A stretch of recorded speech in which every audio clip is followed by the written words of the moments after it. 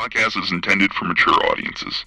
The views and opinions expressed are those of the panelists and do not reflect in any way those of the podcast partners, sponsors, or affiliates. Enjoy.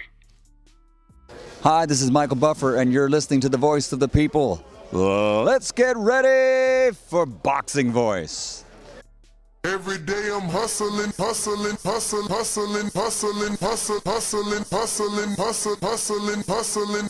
Every day I'm hustling, every day I'm hustling, every day I'm hustling, every day I'm hustling, every day I'm hustling. Stay hungry, stay humble. BoxingVoice.com.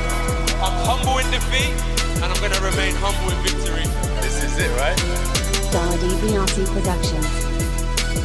I just wanted to put on a great boxing masterclass and also show the sweet science of this lovely sport. Man, the first time was so nice, I had to do it twice.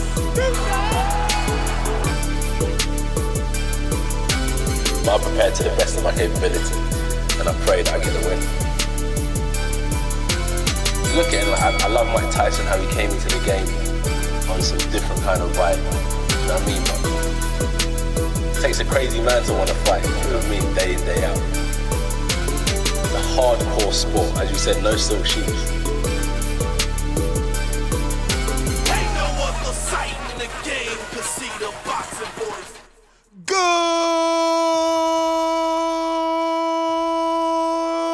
morning, TBV.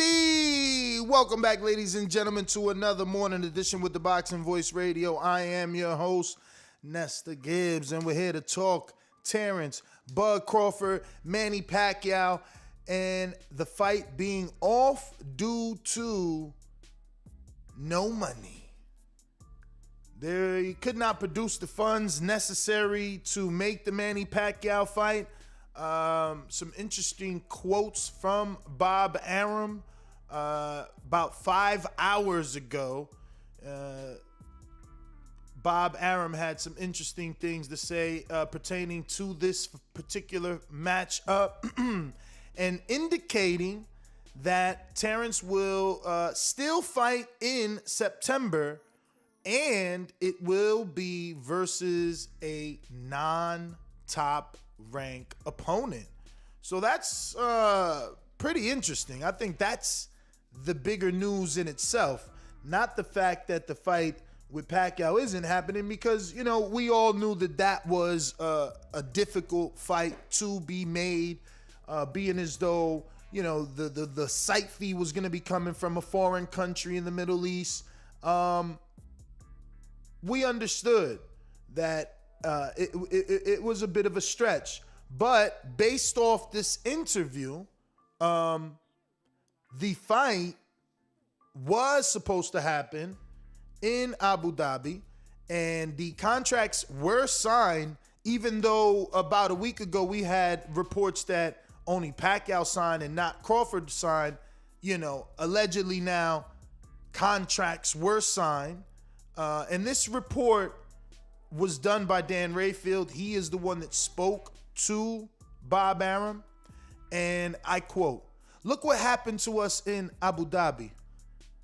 Was we had signed contracts and everything, and they were supposed to put the money," said Arum in Dan Rayfield's report. "Well, I've been waiting 2 weeks for the money. Nobody put up the money after promising they would," end quote. So, again, the funds never came.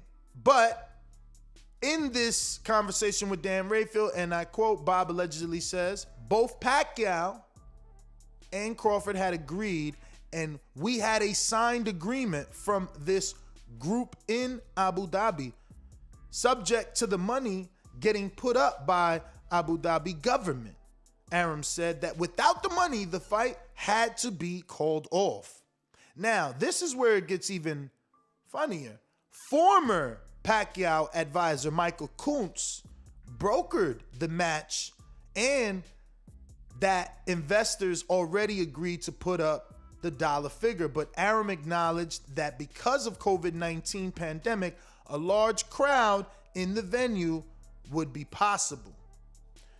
So I didn't even know that Michael Kuntz was back in the picture. So I guess, once you work with someone, you always can work with them. And it's true, you know what I mean? It's like, yo, if I could bring you a deal, what's the big deal in you listening to what it is that I was able to put together for you? All right. So that being said, we're going to continue these quotes, right? So Arum is where it gets juicy. He says, and I quote, "Sure, I'm disappointed about that. Why do you think I'm so pessimistic? What's happening is they," and he says overseas investors, "make these deals and they look good and so forth. And then somebody says, hey, with the COVID pandemic, who's coming? Because the coronavirus pandemic, everybody is counting on money from outside of the U.S. So, he's basically saying like these dudes are making these deals of holding these big fights, but then when it's time to go get the money and they go to the person who has the money, they're like, well, who's gonna come and watch this fight with the pandemic? I don't really know why that matters, right? Like they overpay for these fights, and by they I mean the Middle East. So what does it matter who comes or doesn't come, right? It's not like they're recouping their money on Live Gate. We just know they're not. So, with the site fees that they're giving out, the Live Gate, and I highly doubt they're keeping the Live Gate anyway. Like, why wouldn't the fighters get some sort of cut from the Live Gate like every other fighter does? I don't know. But so maybe we're just not understanding what they mean, or why they need a Live Gate in a foreign country to put up I thought it was just like the princes bringing entertainment for themselves. I didn't really know they were trying to flip or recoup money, because think about it, $60 million for AJ, how'd they recoup? I'm sure AJ took some of those ticket sales versus Andy Ruiz out there. Like his name is what put eyeballs on that country and particular part of the Middle East. So I don't know. I don't understand it. But Bob Arum believes that a fight for the 33-year-old Crawford could still happen this year. Though the opponent would be outside of Top-Rank stable. And I think that's what made my heart melt. That's when I got excited. Like, all right, now this is cool. Because now we consider Castillo Clayton. We consider Virgil Ortiz. Even though we can have counter arguments, even though we can say to ourselves, well, Virgil, his trainer Robert Garcia told you Ness he doesn't want that. Cool, but we can consider, right? And they can still offer, and maybe things change. Again, Robert Garcia made it clear he doesn't want to put Virgil Ortiz in that Fernando Vargas situation. For those that don't know, I'm not a historian either, but obviously I lived through Vargas. So, for those that don't know, Fernando Vargas' situation in a nutshell is a kid with a tremendous amount of talent that people now in retrospect believe his career could or could not have been slightly rushed. He went in with some very, very tough fighters early, and maybe that's why his career ended sooner than it should. And, Robert expressed that he doesn't want that to happen to Virgil. There's no rush. Virgil's only 23. That being said, again, an offer can still be made and all that shit can change because of millions, right? Like Danny Garcia posted a check on his Instagram and he said, this is my second $1 million check. And it was like 2013. What year are we in? You know what I'm saying? So like, that changes everything, right? The parents, everybody, because, especially if you a numbers guy, you looking at it and you like, damn, X amount of dollars. All right. After I cut everybody off, this how much I take. Damn, I could really save that. I could buy my car and I could save this. I could put a down payment on a house and I could save this amount. So you start thinking about that money and that could change the decisions. But moving forward, since it's outside of the Top-Rank stable, is Conor Benn an option, fellas? Why isn't he an option? If we can thrust Virgil Ortiz just because he's number one in the WBO into a Terence Crawford fight, well, why can't we put Conor Benn, who's faced some of the same names Virgil Ortiz has faced and destroyed them in better fashion. Possibly. It could be argued, right? But Ben Connor is not in the WBO rankings from what I see. But hey, that doesn't mean you can't offer a voluntary shot. Where is Connor Ben? Is he, what the hell? Okay, he's 11 in 11 in the WBA. And I think that's it, fellas. Okay, 14 in the IBF. Okay, is he in the W? He's not at all in the WBO. Strange. 14 in IBF. Is he not in the BC? Not in the BC. So, all right, he's in the top 15 in 2 sanctions. I mean, I still would. I mean, look, I know everybody's going to be like, well, he's not ready. But again, outside of Top Rank Stable, you know, they got to offer somebody the fight. I got the rankings pulled up. What about Rashidi Ellis? You know, now maybe Golden Boy and everybody want to have the gloves on to protect Virgil, but Rashidi's like that stepchild that doesn't get the love. Will they throw him in there with Crawford for a payday? You know, what do you guys think of Rashidi, Speedy Ellis, and Terence Bud Crawford? Is that a possibility? Golden Boy fighter, you know.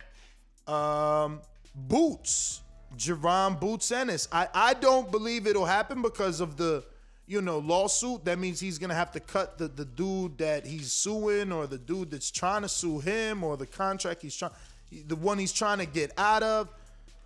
He'll have to give whoever he's in bed with right now a part of this deal. Now, maybe it don't matter because you're gonna get a short cut, but maybe if he gets a title fight while still being with this promoter, could it extend that contract that he's trying to get out? A lot of craziness, but again, outside of all that mumbo jumbo, he's not with Top Rank, so he still is an option. It would be up to them being Jerron Boots and his team, to figure out what makes sense to them if they received an offer.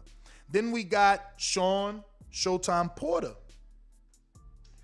I know Sean had COVID, but we spoke to his father. You guys heard it. Sean is sparring. We know he sparred Javier Fortuna. We know he's sparring Henry La Bazooka Martinez.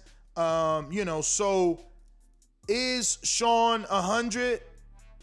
I don't know. According to himself, he only wants, you know, Pacquiao, Bud, or Earl. According to his father, he only wants Pacquiao, Bud, and Earl. And according to his father, he only had, you know, loss of like taste and smell. That's what was his, you know, effects of COVID. So as a fight fan, you have to decide, you know, are you going to give Bud the credit if he beat Porter, or are you going to turn around and start saying, oh, well, Porter had coming off of COVID. We seen how Alexander, no, what's his name? Yeah, Povetkin look. You know what I mean? Like, so that's where we at with that. So you can do my guy that I've been offering up to a lot of people so that they could get their name up, Costa Zoo. Give Costa Zoo, who's highly ranked in the WBO at 54, give him a shot. Non-title defense, you know, Australia. But I don't think that you can do that, right? Because if you could do Australia, Cambosos Teofimo probably would have happened there, or not. Maybe they didn't do it in Australia because Triller offered that much more money to stay in America. Maybe Bud and them could still go to Australia. I don't really know the pandemic, you know, how it's affected Australia and whether or not they're open for business in this fashion, the way that Dallas and the great state of Florida is. You know, shout out to Miami, about to host the Floyd fight. They did the Canelo fight, you know. But Vegas is back with Haney on the 29th, so, you know, maybe we start getting some shit in Vegas. But that being said, you know, could it be Ugas? I mean, would Al do that, right? Like, Al did get Laura the Canelo fight. Does he look at Crawford as like a Canelo type of fighter? Like, you beat Crawford, you get name recognition, you get stardom, you get fame, you get popularity, do you get money? You know, would Al sacrifice Ugas to Crawford, you know, for the greater good? You know, I don't know. Do they have some sort of deal where it's like, all right, we give you Ugas right after that fight, y'all got to do Earl? I don't know. Doesn't sound good, but it's an option. Ugas. You know, another option. Mikey. I know there's heavy rumors of Mikey and Pacquiao, but until that's official, that's not official. Jamal James. He seems to be training. Would they do that? Now, I think Al would lend no services. You know, he would lend no services. Like, yeah, we'll give you Jamal. How much you got? Okay, we can do that. Would you guys like Jamal James, right? I mean, I'm trying to sell him here, but is it safe to say he's a healthier version of Jose Benavidez, or does Jose have more dog? Which I guess I'm answering my own question. You know, he did have more moxie when it came to the press conference. You know, he was trying to get under Terence's skin. I do perceive Jamal James as a nice guy that would be respectful at the press conference. But what does that mean in the fight? Jamal James's long, lanky style versus Crawford. Does Crawford tear him apart, or is it a worthy fight? Then we have the always popular darling of boxing, the Riverside Rocky himself, stays in a big fight some way or another. This man has fought Victor Ortiz, Canelo Alvarez. I mean, he's fought, who else he fight? He fought Victor Ortiz, Canelo Alvarez, Marcos Maidana. Who else you fought? He fought Jesse Vargas. Who else you fought? Ooh, Josecito fought. I can't remember off the top no more, but this man's been in the ring with everybody. Oh, Keith Thurman. He fought Thurman. So, you know, all the promoters looking at it like, man, this dude did a pay-per-view with a pay-per-view with Canelo the same day that Julio Cesar Chavez versus Sergio Martinez happened in the Thomas and Mack Center. You know what I mean? Then before that, he upset Victor Ortiz. And before that, he was damn near sparking Maidana till he got sparked himself. I mean, does he have enough cachet after a long layoff, came back and gave Thurman the toughest round of his life, not named that first round where Manny put him down, right? I mean, can they sell Crawford Josecito Lopez?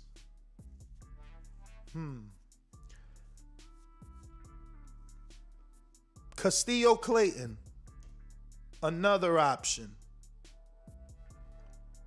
Ivan Glover, I wonder would they slide him in there? He's definitely not commercially known, but he's a Lou DiBella fighter that that I'm sure, you know, Bob, remember they just co-promoted Richard Comey, who's with Lou DiBella. You know, maybe DiBella, you know, whispered it in his ear. Hey, I got Ivan Glover. Let's give him a shot. You know?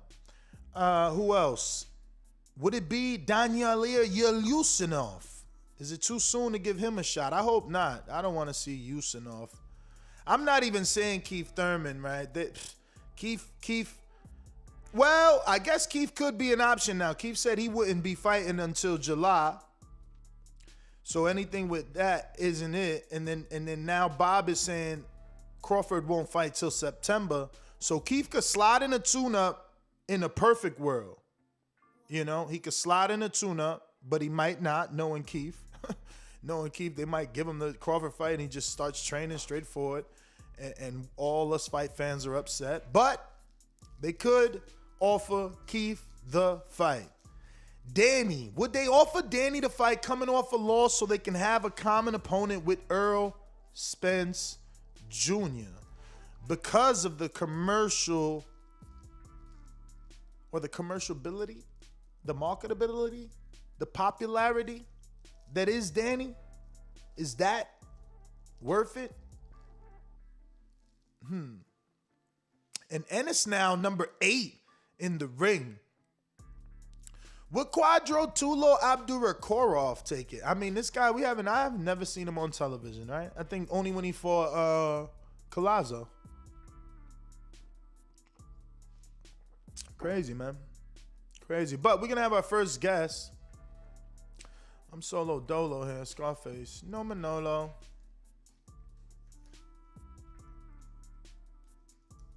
And his name is Tyler. Tyler Tomlin. And I believe he is from Ireland. Right? Probably. He's a Lou DiBella fighter. And I hear he's a big puncher. You know, I hear he's a big puncher. So we're going to find out. I already got some pop. Already got some pop. So we shall see what's up with Mr. Tyler. Shout out to Chris Colbert that was on the show yesterday. Shout out to Teofimo Lopez that flaked on us yesterday. Yes, sir. But shout out to Tio.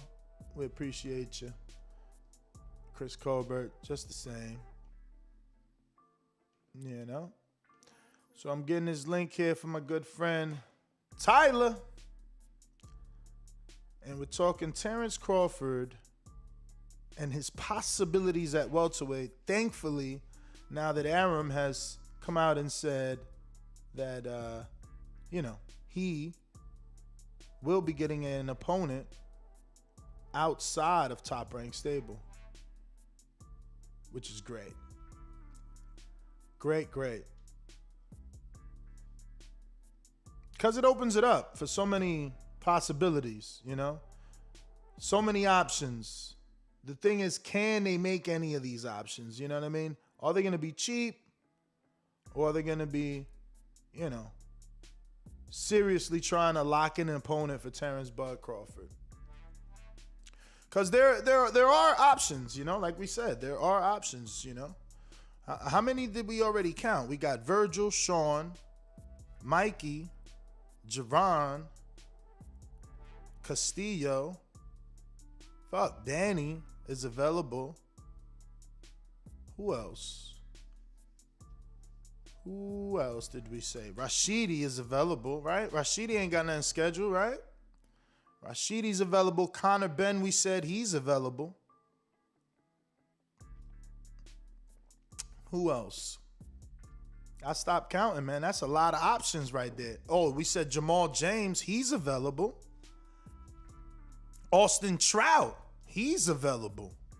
Austin Trout, he's available. Shout out to Trout. Yeah, man. Which fighter not named Earl Spence would you rather have? Which fighter not named Earl Spence would you rather have next for Terence Crawford? Realistic. Let me see some names in the chat while we wait on our first guest here. Who do you think should be next? What would you, even if it, okay, Avanesian. I don't know. He ain't gonna do it for us. Like, we will find a way to hate on him for sure. Mickinson. Mickinson has got the WBO Oceania's global title, man. He beat my guy, Too Slick Chris Congo, man. Who else you guys saying here? Okay, Bud KO's Trout. All right, I don't know about all that. Trout ain't been. You crazy? Has Trout been KO'd by any of the Charlos? Did Canelo KO him? Who else did Trout fight? This dude's tripping, man. You don't know shit about. Yo, chill, Raj. Who else? Thurman. A lot of Thurmans here. So you guys want Thurman off a 2-year layoff? Don't be hypocrites. Charlo, damn, man. Both Charlo's busy, James. You tripping. Don't be hypocrites, guys. Don't be hypocrites. You can't ask for Thurman and then be mad when Thurman's got 2 years layoff. Castillo, Clayton, Porter, more Thurman. Troy going on repeat with the Thurmans. Who else? Julian J-Rock Williams versus Terence Crawford. Wow. Could Julian make 47? A lot of Thurmans, bro. A lot of Thurmans in the chat.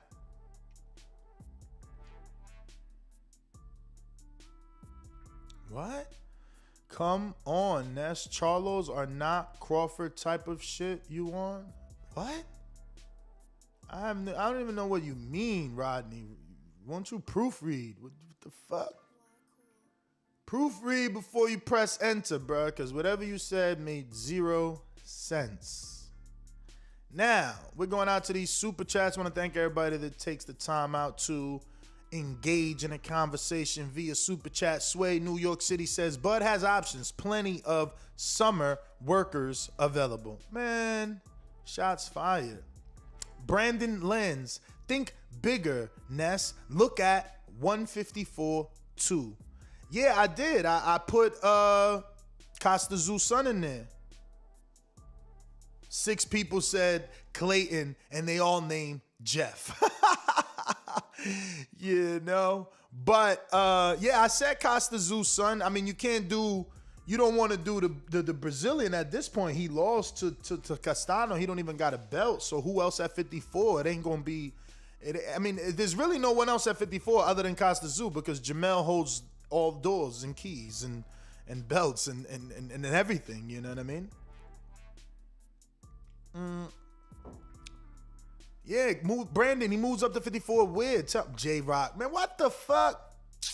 He gonna move up for J-Rock to fight a non-title fight with a dude that... Yo, I'm not... You tripping, man.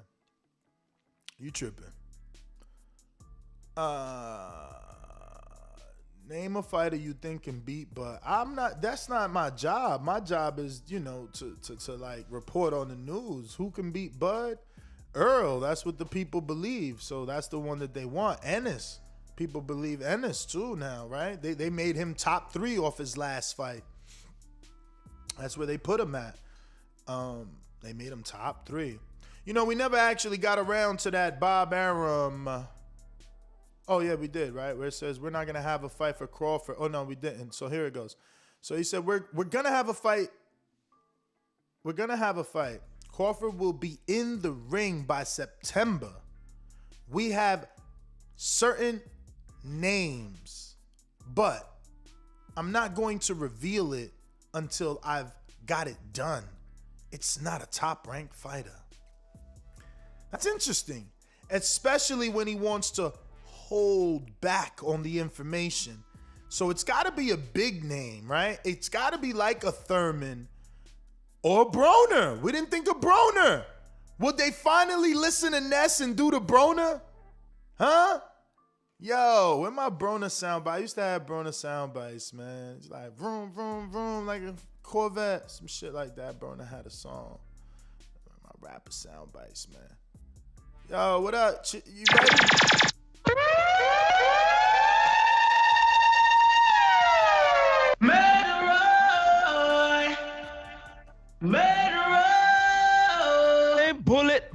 Bullet, bop, bop, bop, bop, bop. Big up yourself, what there, yard, and there, Brad. Big up your damn self. Shout out to my Lord and Savior for another one, man. Because without him, none of this be possible, man. Another morning where we get to talk boxing together.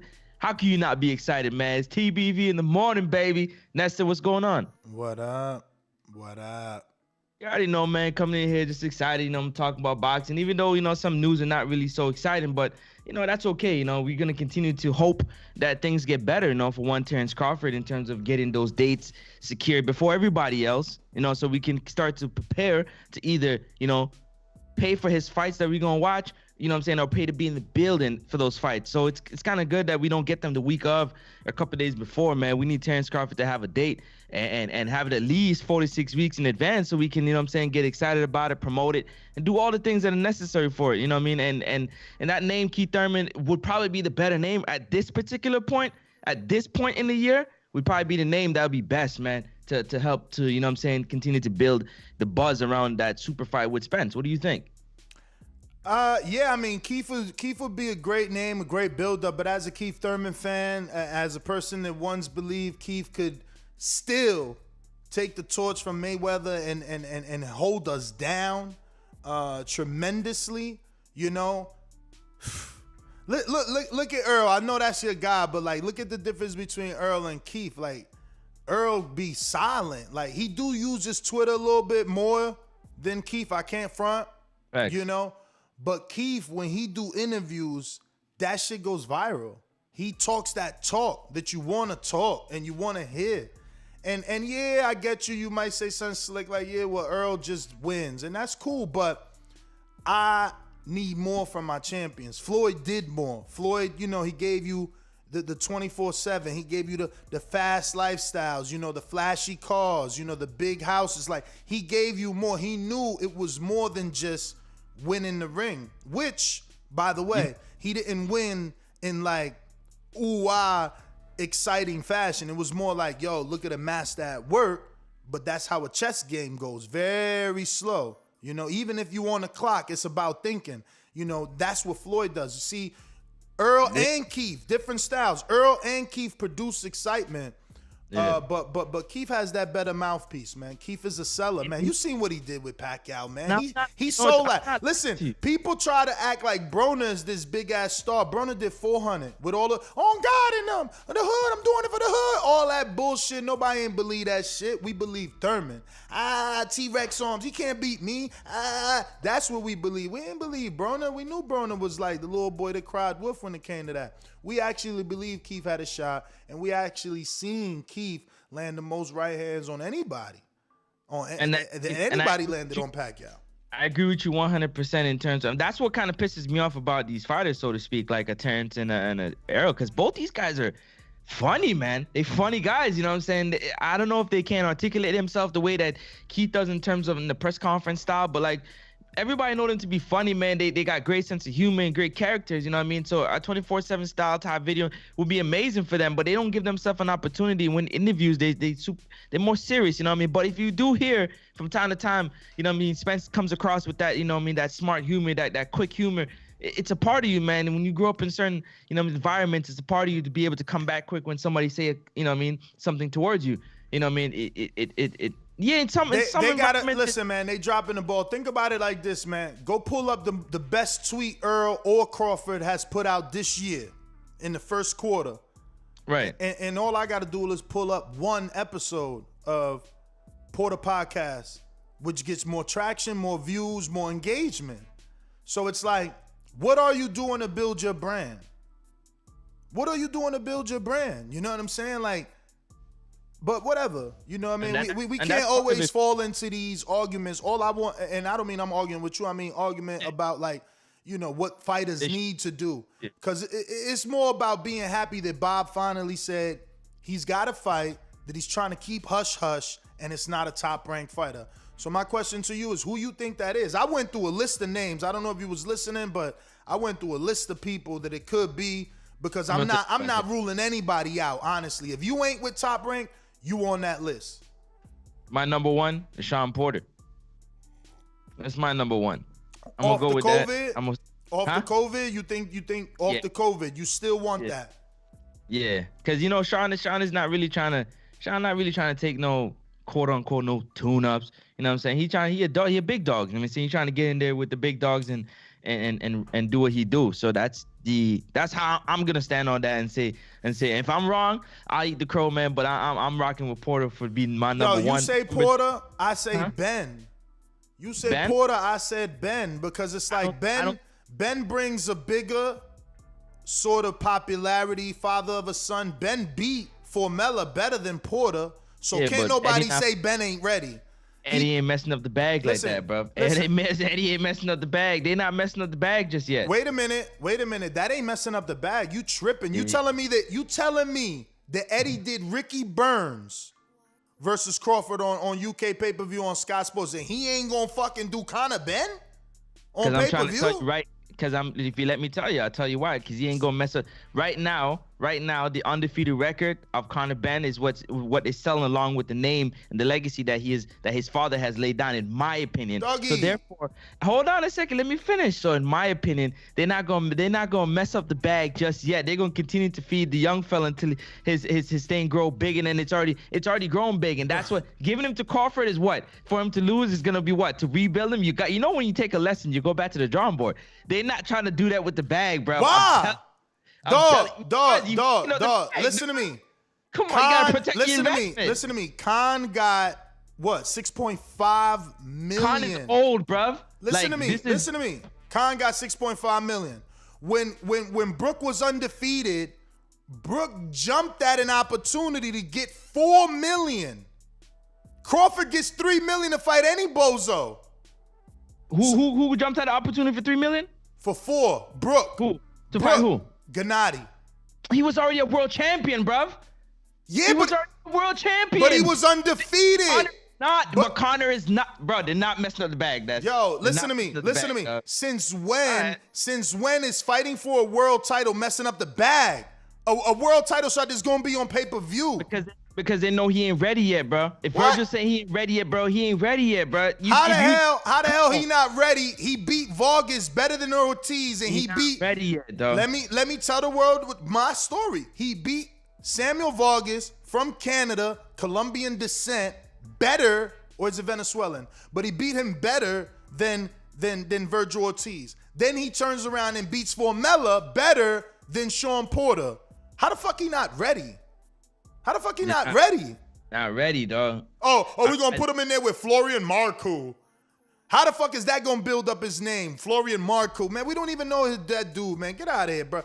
Listen, dude's just scared, man. Take the training wheels off, man. Shakur Stevens out here trying to fight Josh Warrington in his 15th fight in a unification. Take the fucking training wheels off, man. Lomachenko had 2 title shots in 3 fights. Take the fucking training wheels off, man. For real. You try to fuck up the money. That's what you trying to do. Dude's trying to go. Dude's trying to go out here. Crazy, bro. Yo, you dudes trying to be 35-0 before your first title shot, man. Say hello to the new Vanez Martiroshians out here, man. Yo, they doing it right, right? Come on, they're not bro. Why would they do that? Why? Because he's the son of a legend. You wouldn't do that as a promoter. Why wouldn't I? Because, bro, he's the son of a legend, building him as a homegrown talent. Brother. Slowly, Conor Ben has showed power. Conor Ben has showed power. If you lose to Terence Crawford, arguably 1, 2, or 3, depending what conversation and circle you win, 1, 2, or 3 pound for pound, how is that shame? Canelo did it, and this is what I'm saying. You motherfuckers ain't Canelo. Canelo out here negotiating fights while being fucking, attacked by the Mexican cartel. He taking Floyd Mayweather when he like 17. He ain't afraid. Y'all scared. Yeah. Go fight and Y'all get the money. scared. Canelo didn't have no legendary father. He put that shit on his back, the red hair. Bro. He threw you in the fire. You took an L, Keem. That's what I'm saying. Yeah, Canelo took a L, and he bounced back and was better from it. And Conor, because of the legendary name, because of the Matchroom promotion, would absolutely be able to rebuild. After you lose to Crawford, you come back and fight Florian Marcoux as a fucking 6.5 millionaire plus. Right. You know what I'm saying? He ain't worried about the fucking money, bro. That's what I'm trying to show you. They ain't worried about the money, Ness. You worried about the money. On. Bro, you son of a legend. Nah, I'm not yet. I ain't off your neck yet. Go for it. Yo, son of a legend. You're not just gonna give it away, son of a legend like that. No, you bill him as much as you possibly can, because guess what? Whether he fights a taxi driver or not, they gonna show up, you know what I'm saying? Because he's a Ben. So if you continue to build him and give him these titles and strap him up as he goes intercontinental, global title, all the way to the world title, you give him the right fights, you know what I mean, so he can be prepared to take on a talent like Crawford? Bro, you talking like Crawford is flipping top 10 in the WBC or something, bro. Come on, man. Crawford is most likely, if not pound for pound, on most people's list. If not, he's number 2 on people's pound for pound list. There's no way you put fucking Ben in with Bro, Crawford. what we right? fighting for? Is we fighting for legacy? Is we fighting for legacy, or are we fighting just to be fighting, man? Crawford fuck around and hurt Ben, bro, and hurt his career. Tripping, bro. Come on, man. Ben got that power. Man. Ben got that power. No, bro, he's just levels above. He's levels above. You can see smell blood in the water, man. You can go in there and get Ben real hurt, bro. Bruh, Ben put out Vargas in With one. the help of fucking referee, bro. Get out of here, bro. One. This is a pro. Man, He put your Canadian bacon out in one.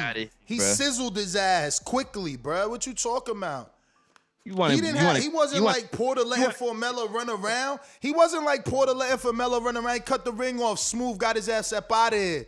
Had his face looking like a tomato. Come on, man. I know. So you would make Vargas versus Ben right now? Just ask you a Bruh, question. I made Keem versus Marvin and Keem. Listen to me. I made Keem versus Marvin, and Keem arguably won on people's cards, man. You got to know how to match make. And guess what? And Keem, that's fucking right. You ain't watched that fight then, man. You ain't really go back and watch. We already talked about it. There's neither here nor there. It is what it is. But I'm gonna say this: Keem ain't lose nothing from it. I see everybody calling Keem out. Keem's still in a big fight. He can still be main event. So that's what Conor need to think about. Stop being scared. Stop being scared, man. Let's go. You only get one title shot. You don't want to be the dude to beat Terence Crawford? Or you rather be the dude to watch Terence Crawford get beat? Nah, you want to be a dude that's on his resume as an L. I mean, if that's what you about and that's what you want to sign up for, then go ahead. But man, you crazy, man. Yo, read some super chat. We got some super chats to get to real quick before we get buried too far. Because that bacon's sizzling. Oh, bro, the bacon is not even on the grill, bro. You tripping? Nah, they didn't even take that shit out the fridge. Table. Yo, can we get a bacon already? set, bro, we ain't got no bacon, bro. It's set on the table already. We ain't got no Ben. We ain't got no Ben around here. Look somewhere else, man. Brandon, we finished with him, so we're going to Sway. Sway says, Keith, tune-up in July, Bud in October. September too soon.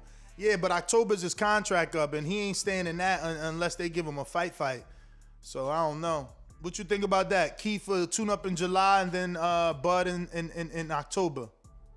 Nah, I don't know about that. I don't know about that. All right, we got Grind Hard Sports Nation that says, I heard he finna fight Taylor versus Ramirez winner, and the storyline, the last 240 undisputed champions fight. So he just supposed to sit around and wait? That's the plan. Nah, he ain't doing that. Hey, yo, so what? Those other dudes don't even got a rematch? They going into undisputed with no rematch? Damn, so the loser just gets shit on.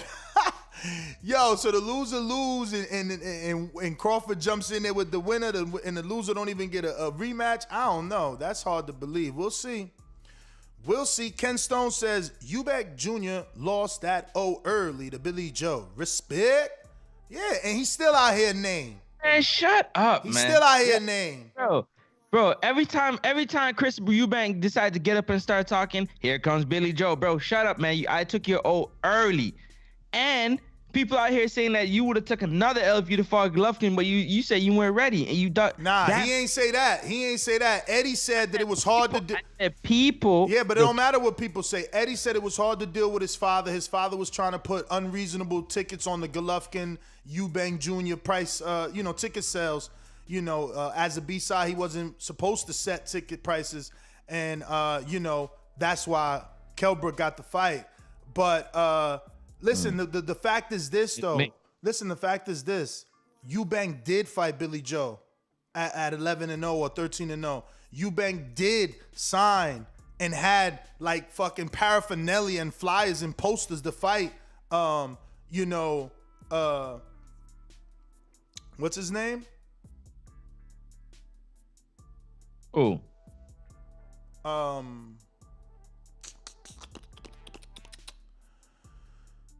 Gennady. So he was supposed to go with Gennady, but the deal wasn't what it was, so Kelbrook got the fight? Is that what you're saying? No, that's exactly what happened. He was going to fight Gennady, and Eddie said that him and his dad, or rather his dad, was out here trying to set prices for the tickets.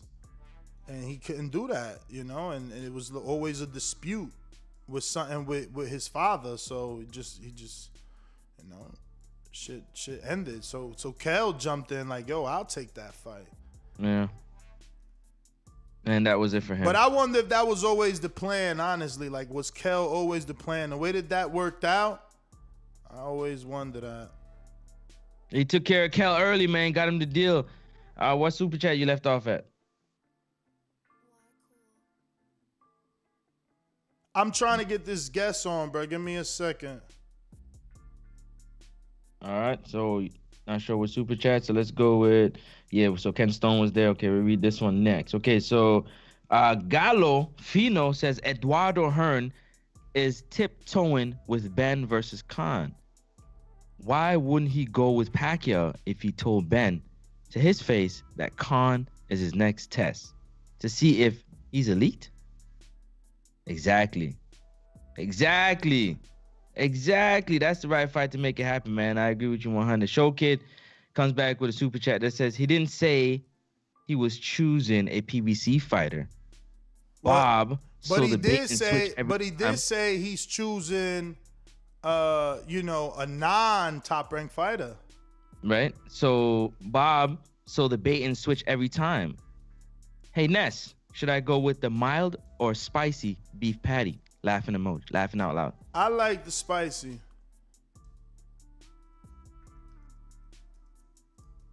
I don't know what the hell you're talking about. Remember yesterday we was talking about Jamaican stuff, so he asking me instead of you, bro. Why you mad? Mad? For what? Ask Ness, please. He's right there.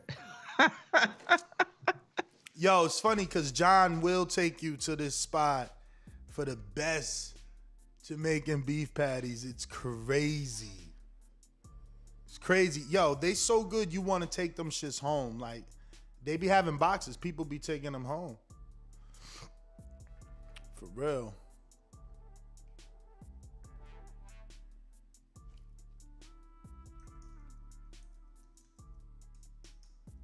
All right, so right now is probably the perfect time for you to go ahead. What? Stop protecting Ben. How am I protecting Ben? He ain't ready, bro. It's like the same thing asking Virgil Ortiz to jump in there with Crawford. He said he ain't ready. You know what I mean? At least he's smart enough to say he ain't ready. Congratulations to him, man, because, that's a mountain. Y'all be talking about Terence Crawford like he's some type of scrub. You know what I mean? Just because I picked Spence over Crawford don't make Crawford no scrub.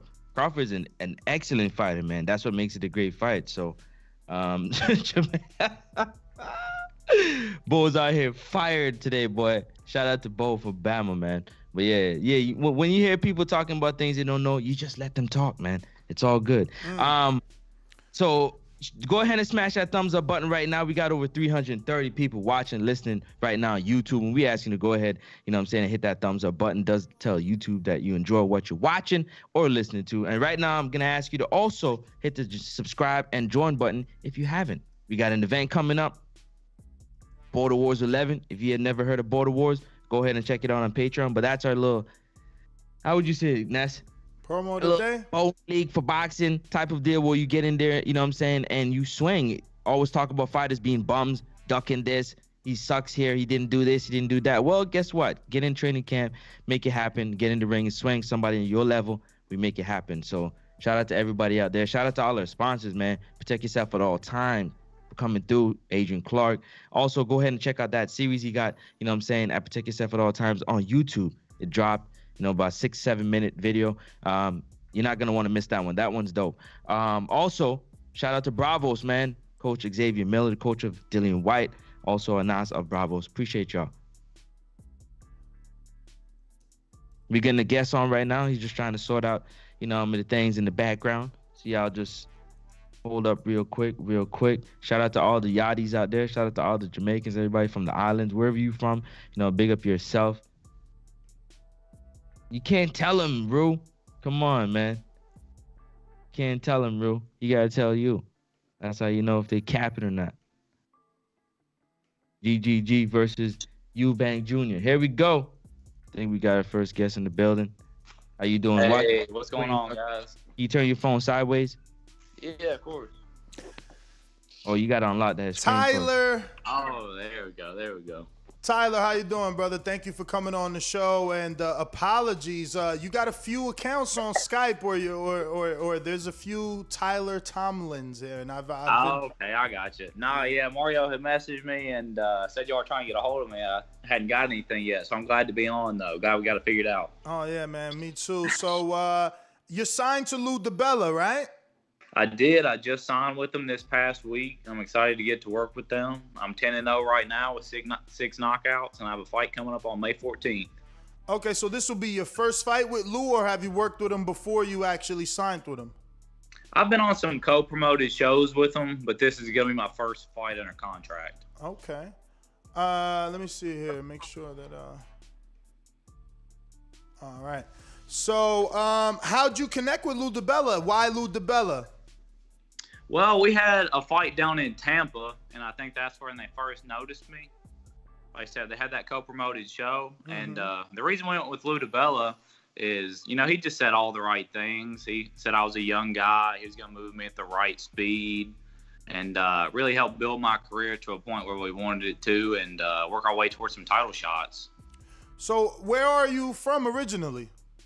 I'm originally from Cheatham County, Tennessee. Okay, Tennessee. It's right outside of Nashville. Everybody always says Nashville because we're about 20 minutes away. But I was born and raised here, and I've been fighting a lot locally and traveling places like Biloxi and, like I said, Tampa. Really trying to get out there and get my name out. Well, I hear... I'm sorry, before you jump in, I hear that you're very popular in your hometown, man. People are making it a point to let us know you sell a lot of tickets, man. How'd you, I guess, get to become a ticket seller so early? Yeah, I guess you could say I'm a little bit popular. All from my first fight, my first venue was almost a sellout. And obviously, with the buzz from that first fight, just like a 30, 40-second knockout, it continued to grow. And I try to do a lot of things within my community. Everybody supports me very well. I've got a ton of sponsors. And we just continue to grow our fan base, like I said, fighting in different areas and getting connections with people like Lou DiBella who are going to promote me and build me even more. Beautiful. I just wanted to know the name of your trainer. Can you give us the name of your trainer? Yeah, my trainer is actually my father, and he helps manage me and everything else too, Daryl Tomlin. And actually, I have a guy in right now. His name's Peter Fernandez. He flew in from Tampa. He's helping co-manage me a little bit. He's been in the game a long time and helps with a lot of advice, ton of boxing knowledge. So he's a great person to have in our camp. So. Because you know that you're only as good as your team, right? Giving you the opportunity. With you being like, you know what I'm saying, so grounded and being able to sell as much tickets as you are, that means that you can connect with people really well and they understand who you are, whether, you know, by your story or by your fighting, they enjoy it. So that's a beautiful thing that you can like translate that and, you know, I mean, turn it into money. That means that when you get on the big stage, it's going to be easy for you to do that. You know what I mean? So yeah, sure. Give us a little bit of you, like your training style, your fighting style. Like, who do you fight like, would you say? I'm more of a boxer puncher guy. One of my favorite fighters, he's kind of a pastime guy, is Arturo Gatti. Great boxer. Every now and then he'll get into a fight. That's kind of what I like to think of myself as. I'm a great boxer, but I will fight too. So I try to mix in both of a little bit of old school, a little bit of new school. But that's what I've really been focusing on as the talent level increases. Is really sitting back and boxing and sitting down on my punches, because you really need that at the next level. Guys are so fast, so powerful and impressive that I need to be able to sit back and box with them and really show off my skills. So tell me about, you know, coming from Nashville. Did you have an opportunity to meet Keller Plant? I know like he's the biggest name out of that city, and you're from the same exact city, right? Same exact city. That's actually who I started with when I was 9, 10 years old. I started with his father, Richie Plant. Nice. And we went with them for a year or two. Then that gym closed down. We went to a couple of gyms in Clarksville, Tennessee, a couple of gyms in Hendersonville, Tennessee, working with guys like Chris Beasley and Fred Dulé. And eventually we just got to a point where we had picked up a little bit from everybody, you know, and we started working ourselves. And that's when my dad started training us, and we were very successful throughout our amateur career. had a good record, won a lot of state, regional, and national tournaments and stuff. How many nationals? What's that? How many nationals did you win? I would always win the title tournaments, things like ringside. I could never get any of the qualifiers and stuff. I got a bronze medal in the Junior Olympics. I was placing in Silver Gloves tournaments. I was always in that, top 5 ranking, but could never get that gold. And how many total amateur fights? If I had to guess, it's probably 80. All right. I wanted to know, you gotta give me the backstory on Short Fuse, man. Yeah. Where'd that come from? Well, I don't know if you can tell just talking to me. I do have a little bit of a short temper. When I get in there and I get rolling, sparring, or in some of these fights, it kind of came from my amateur career. I'd get popped with a good shot, and everybody they just see something change in my eyes. And I'd immediately just come forward hard with a lot of pressure. So everybody started saying I had a short fuse. Every time I'd get popped, I'd just come forward. So that's kind of where it came from. I joke around that it came from my father as well, because anybody that's ever met him knows he's got one as well. So maybe it just came down through the bloodline. Wow. That's crazy to know, man. So it was a name that pretty much it just kind of stuck with you, or was did like your dad give it to you, or like, you know what I'm saying, your aunt give it to you, your uncle, like, or was it just like a family thing, like everybody just knew what it was? Yeah, it was more of a family thing, more of a boxing community thing here in Tennessee. When we were sitting around, as you do when you first go pro, figuring out your nickname, you're like, man, what have people called me in the past? What really sticks with me? And that's something that we thought of, and it's stuck, and we just created a brand around it, and it's really grown well. It fits me. Beautiful. Go ahead, Ness. Did you spar Austin Trout by any chance? Yeah. Okay. Yeah, we flew out to Houston, and we were doing some work with Bobby Benton for a week before my 9th professional fight. So we were sparring with Trout. We were sparring with Oshaki Foster. Guys like that. Very high-level work. They're great guys, very welcoming. I have nothing but good things to say about that gym. Bobby's a great trainer. We loved working with them, and we'll be back out there for sure. Nice. So how'd you connect with Trout? Was it a thing of going to the gym and he happened to be there, or did you know him personally? Yeah, we went to the gym, and Bobby introduced us, and we got some sparring in that day. The connection with Bobby actually came from a guy named William Hunter, who is somebody else that I fought on some of his shows with Right Hook Promotions and stuff coming up, and he made that connection, and we all just hit it off in the gym. Now, your fight, go ahead. Sorry, I just wanted to ask you real quick. This is going to be your 3rd time out in 2021. One, how much times are you looking to fight in 2021? And 2, this is your 2nd scheduled 8-rounder, if I'm not mistaken. Is this? Are you done with 6-rounders, or going forward just 8-rounders? Or give us a story on that. Yeah, I'm done with 6-rounders for sure. I'm a very high cardio guy, and I think it really shines in those later rounds. I've been an active fighter, a very active fighter. I know through COVID and everything else, some guys have been on the shelf a long time. That's not me. I think I fought 5 times in like 6.5 months. So as soon as everything started to open back up again, we took every opportunity that was given to us. We fought on some RJJ shows. We were fighting on all the TriStar boxing stuff. So we've been active. I think I'm going to have 2 more this year.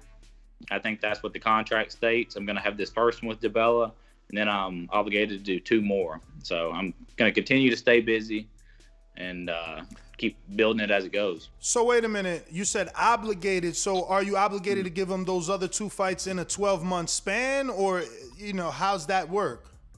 Yeah, it's supposed to be 3 fights a year, and then I think after the 1st or 2nd year, it drops down to 2. As the fights get harder, the training camps are going to get longer. Like I said, I'm young. I'm going to continue to get better, and I'm going to take time to get better. So those fights are going to slowly go down. Now, is this fight going to be on any television, any streaming service? How could we watch you fight versus Tyrone Luckley? Yeah, this one isn't going to be televised. I know we've been in negotiations for that, but the fight that I'm actually on this time in Murfreesboro is an all-women's card, and I'm a special attraction bout.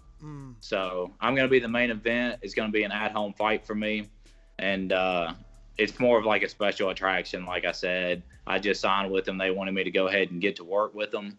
But I'm sure here shortly you're going to see me on things like Showbox and Ring City. All those things are coming. But this first one, we're not going to be on anything. And just to stay true. Hold on. For those who don't know, they might be coming in late right now asking. This we have right here is Tyler Short Fuse Tomlin. Go ahead and check him out. A little box record in there. Go ahead, Ness. Yeah, I was just going to say, because you spar with Trout and we all know he's moving down to 47, Crawford is in need of an opponent. How do you think Trout would do versus a Terence Crawford? And do you think that he would make that 147 successfully? Oh, yeah, I think he'll make it. His last two at 149. He's a very experienced guy, and he got in there, and he could still go.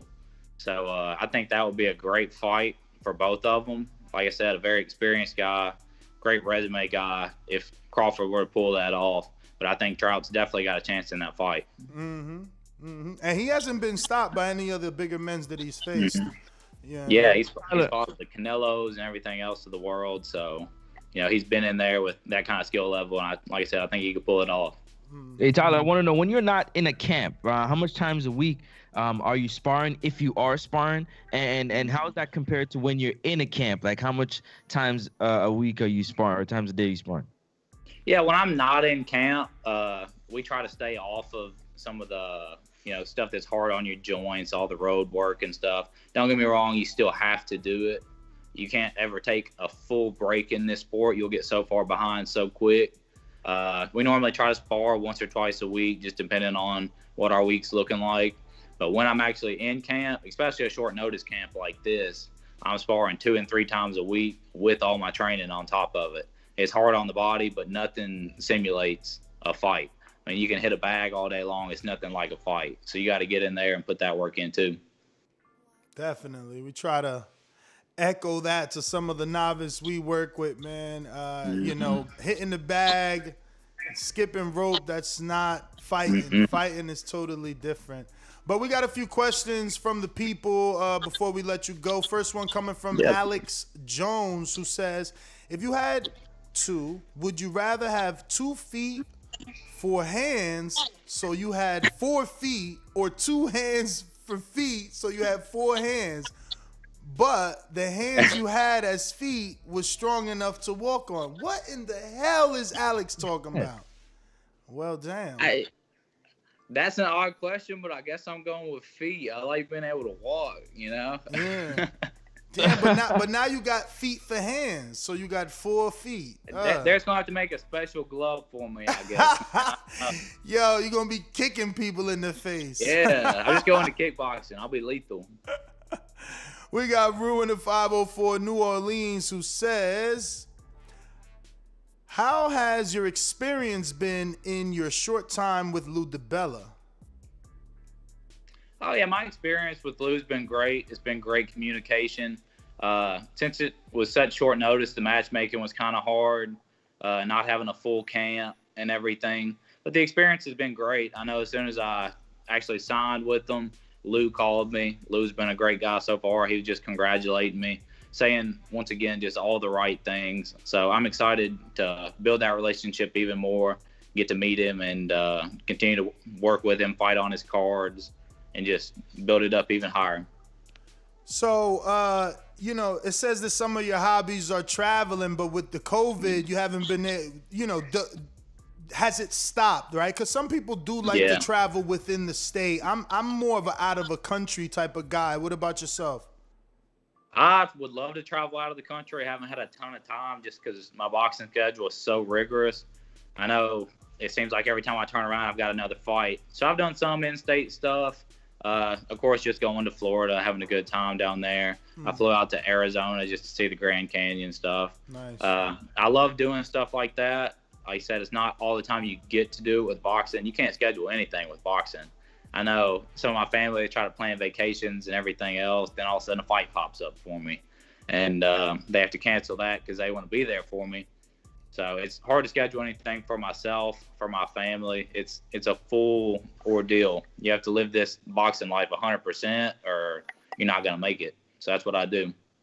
So you got to tell me about this headline that states that Tomlin joins local law enforcement in a fight against drugs. What are you strapping up with the police in your local city? Busting doors down? Not exactly that. We have a very big drug problem where we're from. And basically the point I want to get across is it's not always bad people that get involved with these things.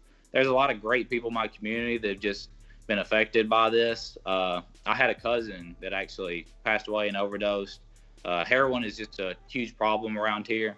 So it's not so much that. It's getting into schools, talking to kids, making them aware of the situation, and just trying to help in any way I can, just being present and being a figure within my community.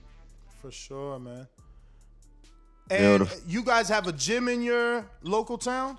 Your own gym? It's not even in my local town. It's like 20 steps that way. I go right out my front door and I'm right in the gym. What? I've got a ring. I've got my full bag set up, everything. So I've got no excuses not to work as hard as I do. Okay. We got another one coming from Connecticut. Coach Myers says, good morning, champ. Seeing that you're from Tennessee, I have a scenario for you. You're in a bar fight, and you can only take one Tennessee fighter with you. Who are you taking? With Caleb Plant or Tommy Hearns, and why? Oh, man. Tommy Hearns could get down. I don't know. I'm gonna go with a guy. No, I'm gonna go with Caleb. Yeah. I feel like both of us could throw down together in some situation like that. Yo, and we seen Caleb throwing down in the street. I'm taking Caleb in a street fight too. Yeah. Hey, yeah, there is that video that went around of Caleb in that street fight. So you already know he can get down. He's got a kickboxing background too. Oh, wow. So, I never knew that. I've interviewed him dozens of times. He was a big-time kickboxer. When I first started working with him, they were in some of those kickboxing tournaments. So. Oh, wow. That's something to bring up. I've interviewed him so much, and that's never been brought up. Interesting. Yeah. Eric Cruz says, what is your go-to cheat meal? Oh, man. You get done with training camp, I just go straight to the greasiest thing I can find, man, whether that's some freaking McDonald's. I'll tell you the number one thing, all right? You go to some of these gas stations and stuff, it's an apple Danish. Okay. That's the move right there. All my friends know that. That's funny. We got one more from Nova Scotia. Jeff says, what kind of music do you like, and do you see yourself being walked out by Ryan, Upchurch, or Jelly role in the future? Thanks. Yeah, that's an awesome question for sure. Ryan and Jelly both, they've really built themselves up around here, and that's incredible. They're both some local guys that I've been in touch with. We all support each other very well. The music that I'm into, I get made fun of in the gym all the time. I'm listening to some 60s, 70s, oldie stuff. Oh, wow. Just vibing out. My dad gives me so much crap out there. Just, all these other fighters, they're listening to all this hardcore rap and stuff, and I'm out there jamming to some Gloria Gaynor or something. We got another one coming from Bo in Bama that says, can you show us your gym? It's only 20 steps away. I could show y'all the gym as long as the Wi-Fi stays connected here, if that's something y'all want me to do. I mean, that's the last question. Let's see if the internet will allow us to see where the magic happens. I wouldn't even call it a gym at this point. I got a complex outside. Oh, wow. So yeah, you guys got some acres out there? Well, I don't know about some acres, but I've got a whole building out here dedicated strictly to my boxing. That's dope.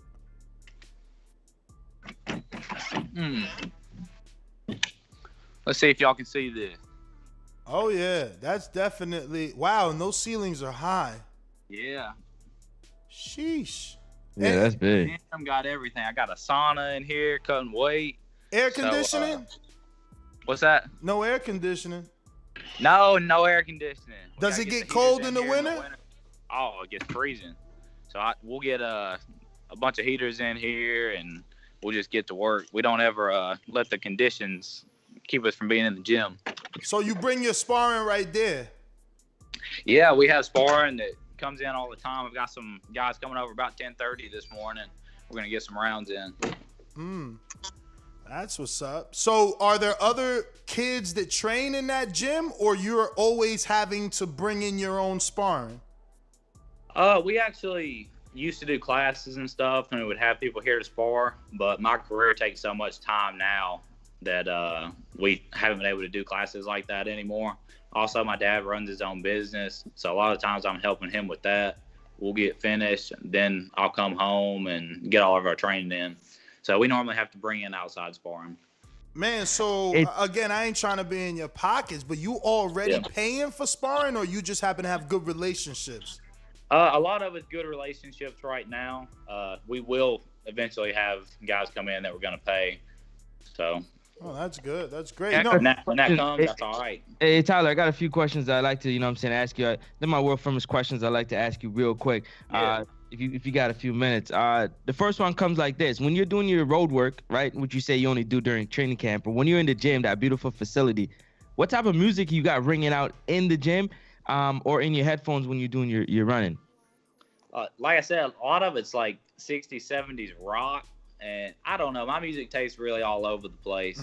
I'll be listening to some new stuff. I'll be listening to Dolph and all those guys, Young Dolph.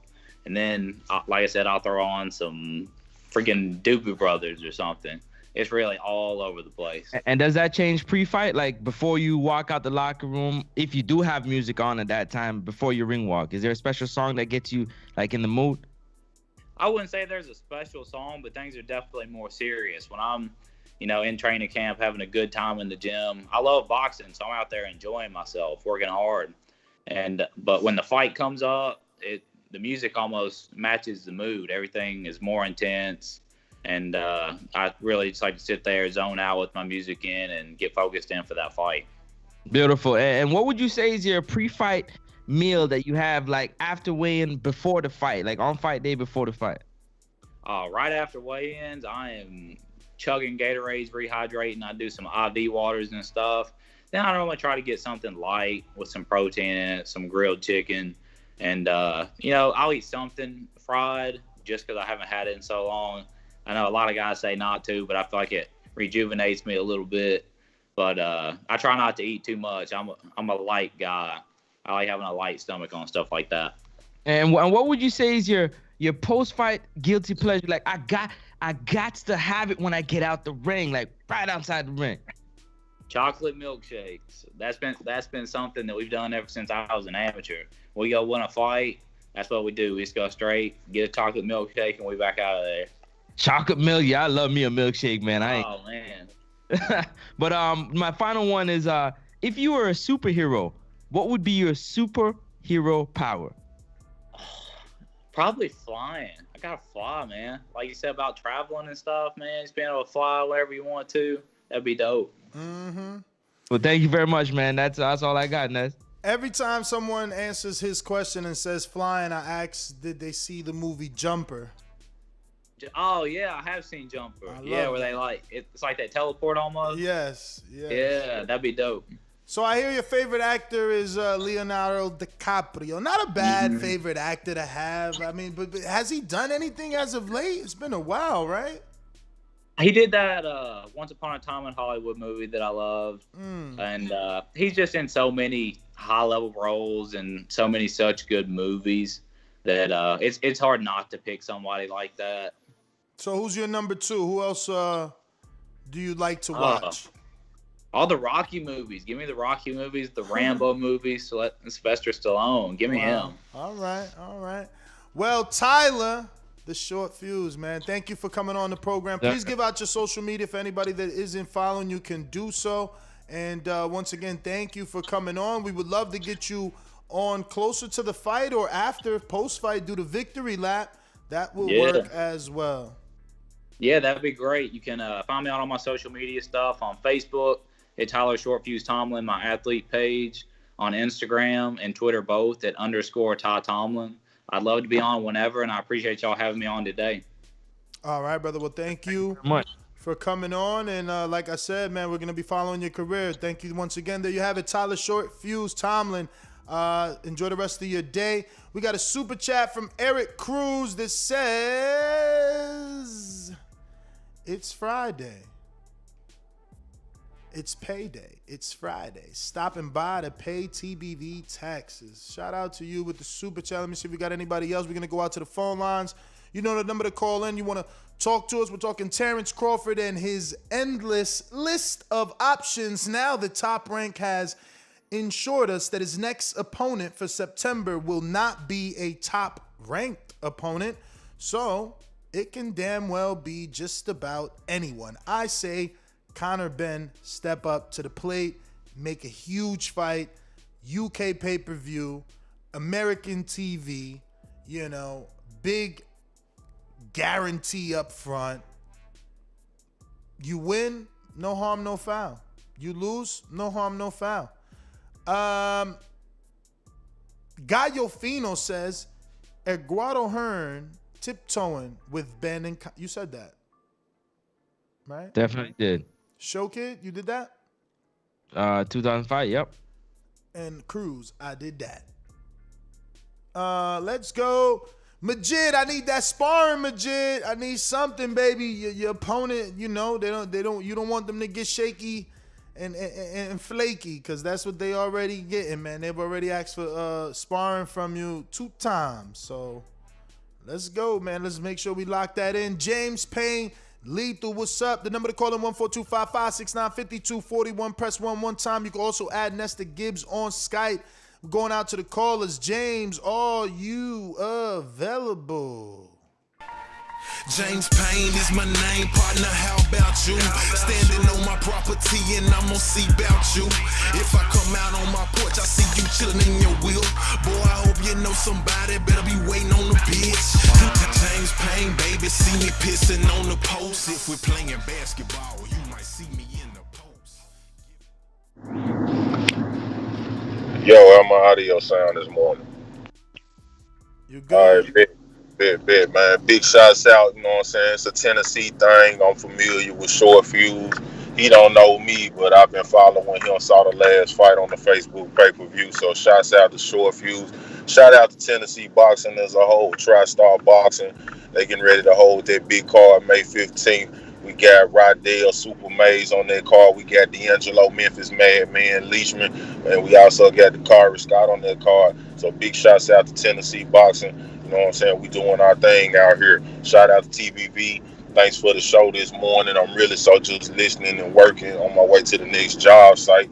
But I've been putting in my work in the gym too. So hopefully I'll be ready to come to next Border Wars. That's my hope. That's my aspiration. Getting closer to sparring.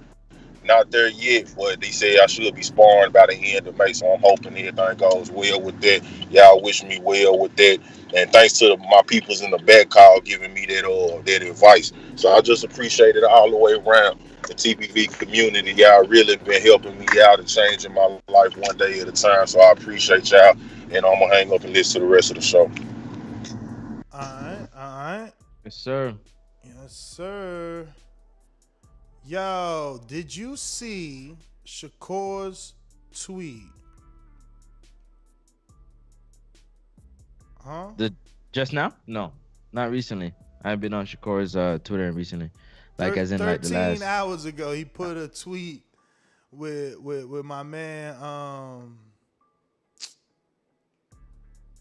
with Red Spikes, the other trainer of Heron, pointing at a Heron, Jamel Heron jacket, like, yo, we in camp already getting ready.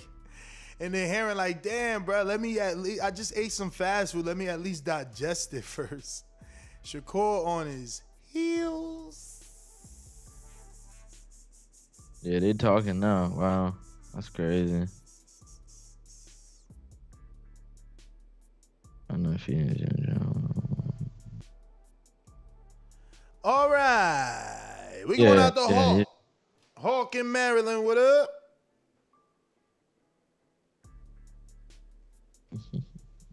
Have me? What up? I got you. All right. What's up, the God Ness? And you got in there Francis and Gano in there. What's up, Francis? As far as that what y'all talking about with Terence Crawford, bro, it's a shame that, man, they talking about September. He ain't even got to fight till September. But as far as him and Conor Benn, bro, they're gonna milk that cow before they put it out to pasture. They're gonna milk that cow. You gotta realize Floyd. I mean, the damn Canelo didn't even fight Floyd till he was like 44. I think he was like 43-0 when he fought Canelo. When he fought Floyd, they gonna milk him, get him a couple of old names like a Kell Brook, and then try to get Khan in there. They ain't gonna put him in there with nobody dangerous like no Terence Crawford. I don't believe. Even though I'm with Ness, he should jump out there. But they, realize even the guys that's at the top won't fight each other. So, they just got boxing so screwed up. I just don't see them doing that. They're gonna milk and try to get all they can out of him before they put him in there with somebody like Terence. Even though they should jump out there, like the old fighters, Sugar Ray Leonard and all them used to do. They used to fight each other. These jokers though, they're gonna milk his record. He probably be like 30-0 before he get a real fight. He gonna fight all old champions and stuff. That's just what I think. But that was it. All right. We got Coach Myers. Myers. Yo, I'm about to put. Whoa, this is crazy. This is stupid. What? Coach Myers. The pre-pro. Yo. No surprise. Crawford back in September, or potentially back in September. Doesn't his contract supposedly end in October anyway? With Top Rank? Say what? His contract doesn't ends. His contract? Yeah. In October it ends. All right. So this potentially his last fight. So I think it might be Josecito. It was his name ringing 6-7 months ago. So it might be Josecito get the fight. Yeah, that's all I got on that. All right, Josecito, he says. Yeah, that's always been one of those names that's been rumored, man. Josecito, based on the fact that he gave a good performance. Well, he gave a couple rounds good against Keith Thurman. Made him shake a few times. So, I mean, I don't know about a couple rounds. 1/7 round, I guess. Yeah, one would argue. JT, are you with me?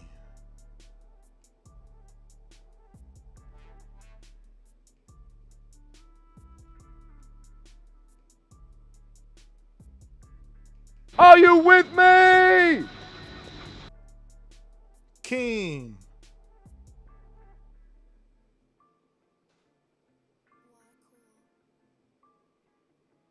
Natural Wiz.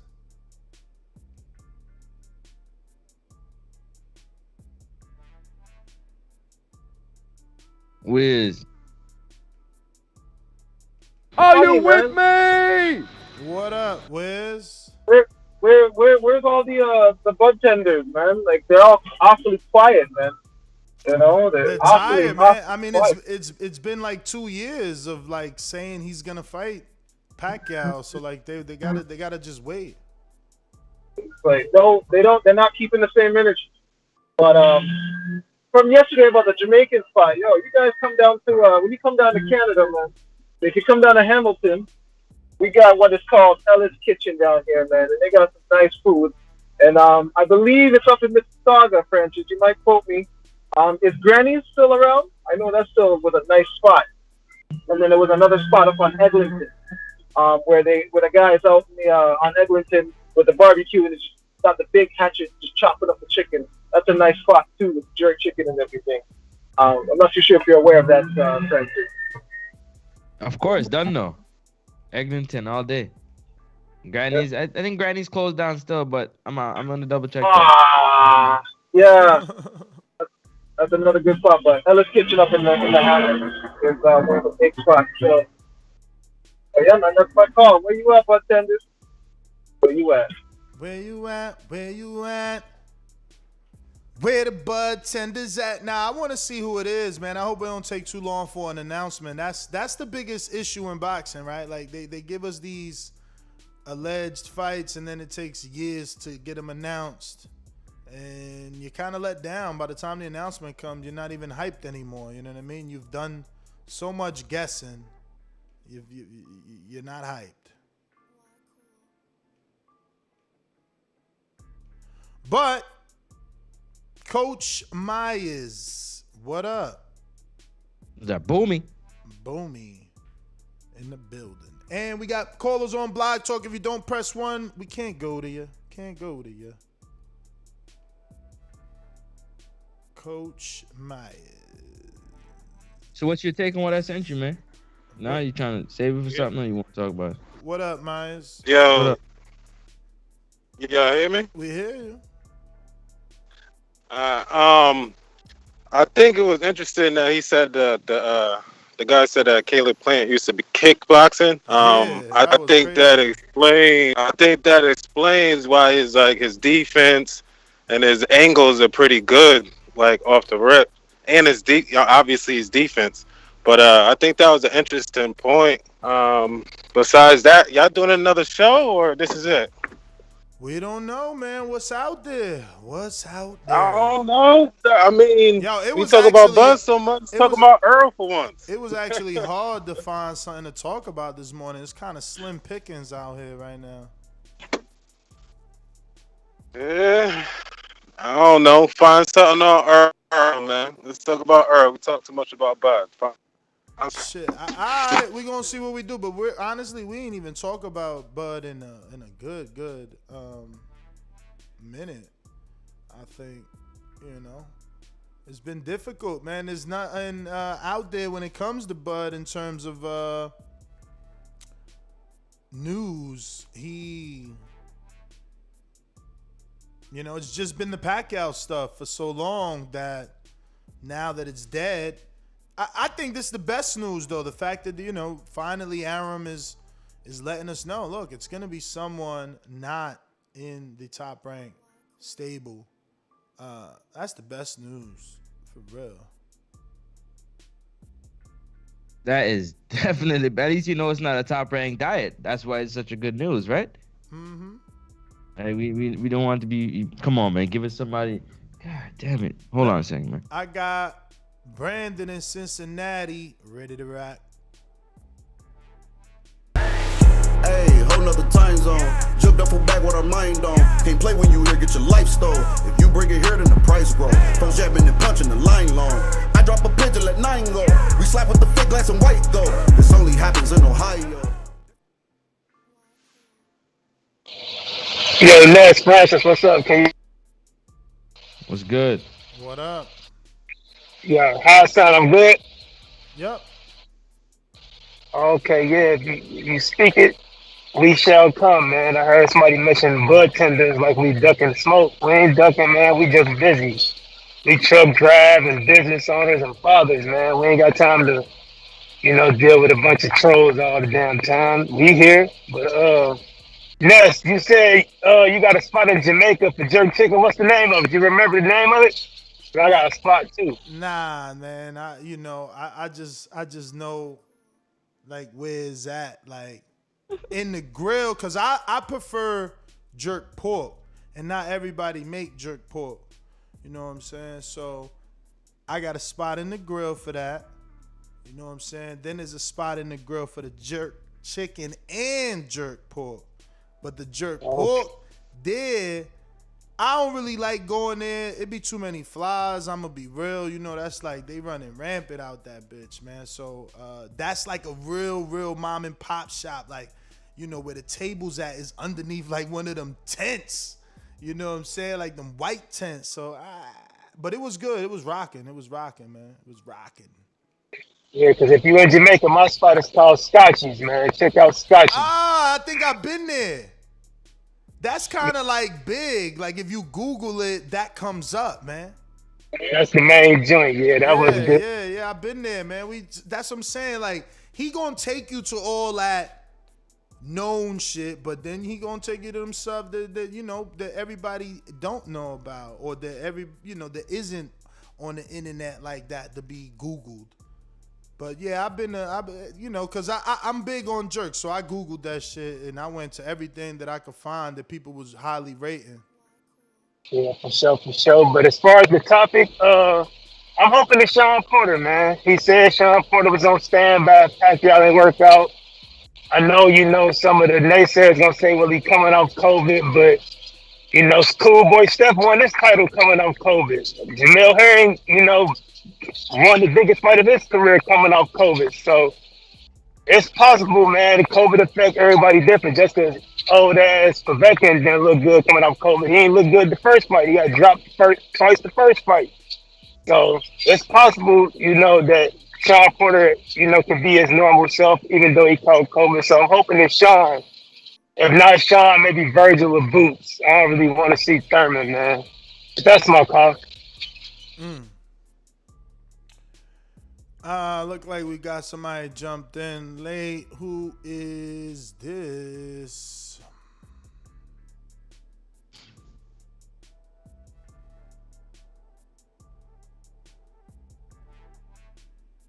Zoro, what up? What's up, everybody? What's going on? What's up? We May babies, man. We got to celebrate hard this May, man. Yeah, man. You already know. Man, I think the only fight I could see Terence pulling off, and they saying it's not a top-ranked fighter, probably is offering some money to Sean Porter. If he fight anybody else, he gonna lose a lot of interest. Like, he'll lose a lot of interest. Like, he one of the top, but he not fighting nobody. So if he don't fight Sean Porter and he fights somebody like Josecito Lopez or something like that, it's just gonna be on TV. How you building up to get that big fight with Spence? If you don't fight somebody like Porter, that'd be the best thing for him to push to get the Porter fight, since he not gonna be able to get the Manny fight. Just go ahead and fight Porter. And you ain't gonna mind Porter coming off COVID? Huh? You not gonna mind? I mean, Porter coming off COVID? Like, who else he gonna fight though? If say with Conor Ben, I don't think they want to let they got like that. I think they gonna hold those guys like him and Boots for those to be the new welterweights that fight each other. They gonna probably hold them in so they could keep some of them guys fighting each other. So you'll have a big fight with like Boots and Ben or Boots and Ortiz. I think they all gonna step back. All them promoters gonna pull their fighters back, because yeah, they could fight him, but if he beat him, he don't get nothing out of it. If they beat him, then he's done.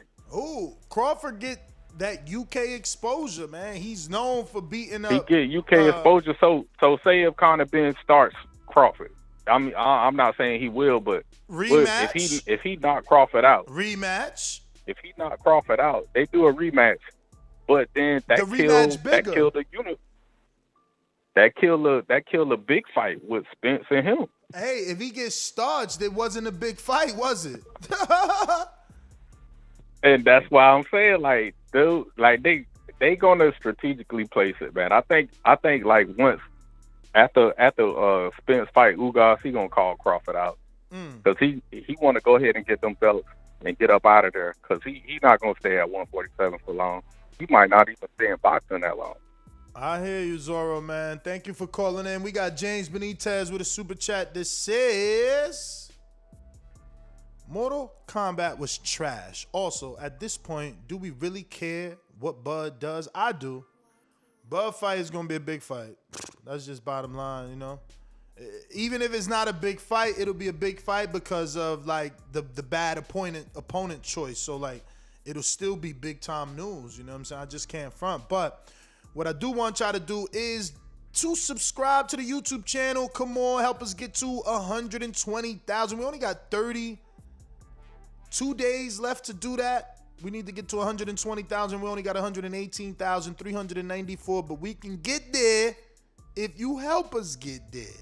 So tell a friend to subscribe to the YouTube channel and help TBV get to the 120,000 plus goal of subscribers. Yeah. And yeah, man, we're gonna go ahead and wrap it on up. Majimba's actually on the line. What up, Majimba? What's good, man? What's good, Francis? What's up? Yo, I'm just gonna say, like, if this is really marination, this is probably the worst job of marination in the history of boxing. It's like we don't even want this fight anymore. We don't even expect this fight to happen. At least with Floyd and Pac, we knew that there was loopholes, but the fight was big enough that eventually it would happen. I don't see Earl and Bud. I don't see that fight being big enough. I don't see it being like, really selling over 1 million buys, in my opinion. But that case, that being the case, I'm gonna be honest. I mean, give him Virgil. There's nothing wrong to losing to Bud if you're Virgil. You can always rebuild, like Canelo did. You take it slow after. If you take the L, you take it slow after that. But I don't know, man. It's just frustrating. I'm frustrated with not with Terence, but really with Top Rank, because I think they really ruined his career. I think he was definitely a top tier talent, and they just let his whole career go to waste. Damn. I mean, it's a shame. But yeah, that's my call. As always, great show, guys. Enjoy the weekend. So I'm sorry, I might have had a brain spasm there. Did you say who would you rather see him fight next? Virgil. Of the people that he can fight, Virgil's probably the guy that we probably accept. Now Virgil himself and Robert, they kind of made it seem they're not ready for that. Anybody else? And I'm saying Ben. Ben beat those two guys better than Virgil and Porter, did he not? It was also premature stoppages, though. Both? No, the last one. The last one was. I mean, we all said it. They should have gave my man at least a standing 8, and they didn't. I mean, Vargas didn't answer to like 13 shots, man. He was still responsive, though. Responsive, like what? Taking the shots? There's nothing wrong with giving him. If he was really out, they could have given him the standing 8. I mean, come on. You even said it, Ness. I hear you. You man, even said it. But he did get hit with those shots. He did get hit. The guy did look good, but that's how they do over there, though. I mean, we've seen it done before, right? I mean, Takum, same thing. Yep. But yeah, man, I don't know. Malik Scott, same thing. Malik Scott, yeah, definitely. I think the Virgil fight is the one. I think the Virgil fight, or I mean, even if you. Is this Earl's fault? No, because he has people to fight. Yeah, but can't he just say, "I want to fight Crawford"? Isn't it that easy? Why? If he's picking. Yeah, but here's the thing. Why do that if he has people that he's gonna fight and he's gonna make the bag fighting those guys? It's not his fault that Bud is not coming with a counter offer or something big enough to intrigue him to fight to make him fight him. Right? Am I wrong? I mean, sure you want to fight him to be the best? Yes, it's business, man.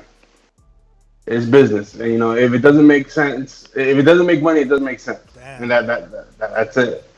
Again, I'm putting the blame completely on Top Rank. Completely on Top Rank. I see the way that they're going, and they're gonna ruin a lot of fighters' careers going forward. You can see it. You can see it with Shakur. They're not doing the best thing for the fighter. They are not doing it. And yes, do I agree with you that they take the fighters from a young crop of fighters and they build them up. They're probably the best at doing that. But after they're established, they are the worst at making them money. The worst. Making Bob money, no, that's different. Bob's always going to make money. But making the fighters money, they are the worst.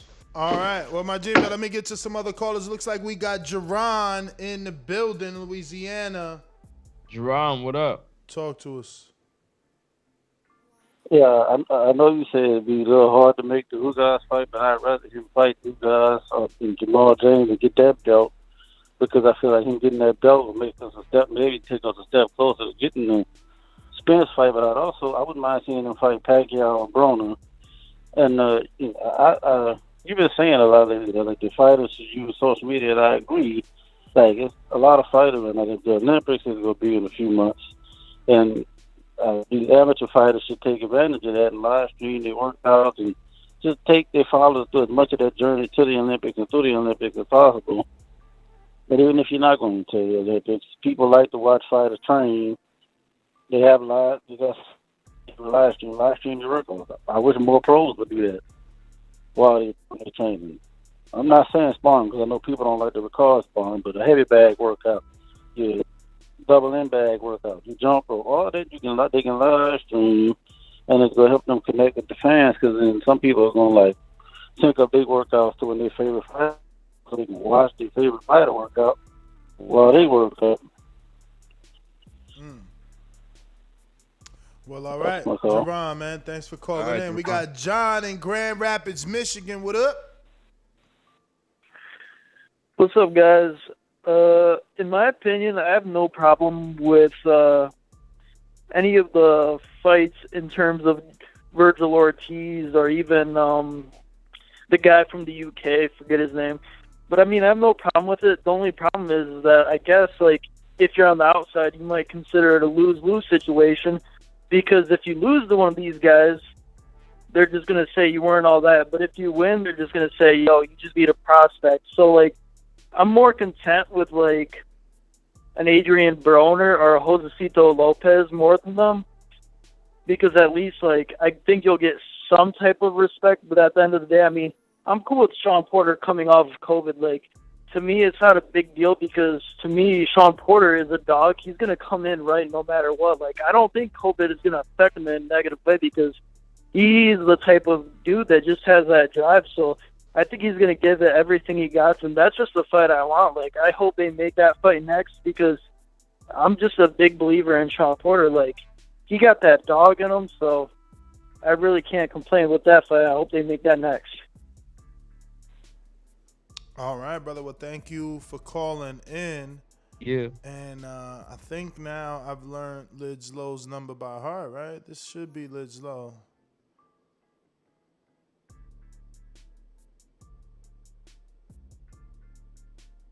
It is. Yup, I was right. Lidge Low, what up?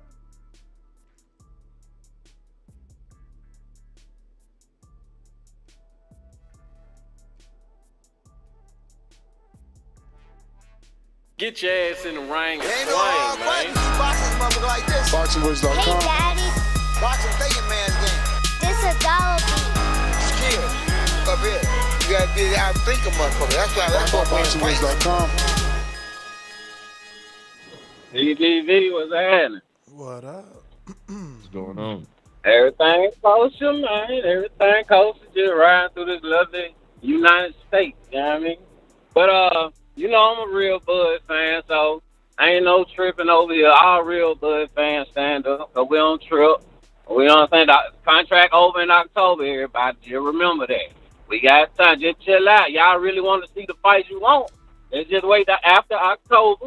You know what I'm saying? We more than likely get more shit that we want. So while you in this Bob era, just let it be what it be. Ride out a couple more months. We going to be all right. Shout out to Baldy. Shout out to Bud. And one cat on here said that we talk about Bud a lot. Hey, man, Bud ain't going to come up, bro. That's just how bad fan is. But that's my call, man. I'm out. Boy, the war 11, get your ass in the ring and swing on coming. Yes, sir. All right. Yes, sir.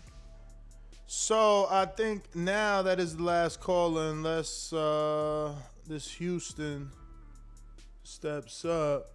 And that's GTO, Instagram and Twitter. Do we got any super chats? Super chatties. Yo, Florida got that banging weather, man. It's always nice out here, man. It's not raining yet.